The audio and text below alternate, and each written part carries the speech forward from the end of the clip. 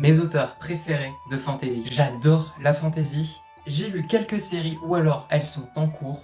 Et aujourd'hui, je vous présente les meilleurs auteurs de fantasy que j'ai pu lire jusqu'à présent. On commence avec Andrzej Sapkowski, un auteur polonais écrit Le Sorceleur que vous connaissez sûrement sous le nom de The Witcher.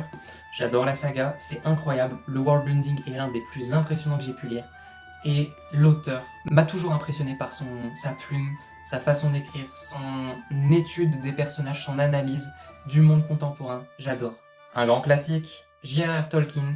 J'ai lu beaucoup d'œuvres de l'auteur, que ce soit les contes inachevés, ceux-là je les ai pas encore lus, Les Seigneurs des Anneaux par contre j'ai vu les films, j'ai lu Le Hobbit, Le Silmarillion, Les Enfants de Hurin, beaucoup d'œuvres qui sont autour de l'univers de Tolkien. C'est impressionnant, son écriture, c'est assez dur, donc la compréhension est compliquée parfois, mais c'est un chef-d'œuvre, pas de discussion possible. Un autre géant, George R.R. Martin, qui a écrit Le Trône de Fer, également beaucoup d'autres œuvres que j'ai pas encore découvertes. J'ai pas encore fini non plus Le Trône de Fer, il faudrait que... Je pense que je vais recommencer à zéro comme Le Sorceleur pour aller jusqu'au bout de la saga, mais pour l'instant et jusqu'à présent, l'un des meilleurs auteurs que j'ai pu découvrir. Même si c'est pas considéré comme de la fantasy à proprement parler, la science-fiction, je ferai une autre vidéo sur la science-fiction, mais je ne pouvais pas ne pas parler de Frank Herbert.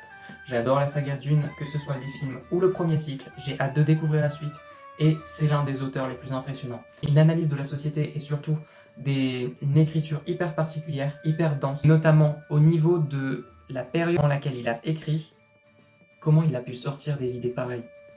On se pose tous la question parce qu'il va dans des idées qui sont réalité aujourd'hui, pourtant lui c'était il y a 100 ou 200 ans, c'est impressionnant d'avoir eu ces idées-là à cette époque. On finit avec R.A. Salvatore, qui a écrit La Légende de Drizzt. J'ai découvert Les Royaumes oubliés il y a quelques années. Pendant un été, j'en avais 3 ou 4 de livres, je les ai tous dévorés.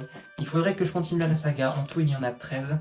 Je crois que je dois en avoir 6 ou 7 dans ma bibliothèque, donc je vous ferai une analyse complète de la saga une fois qu'elle sera terminée.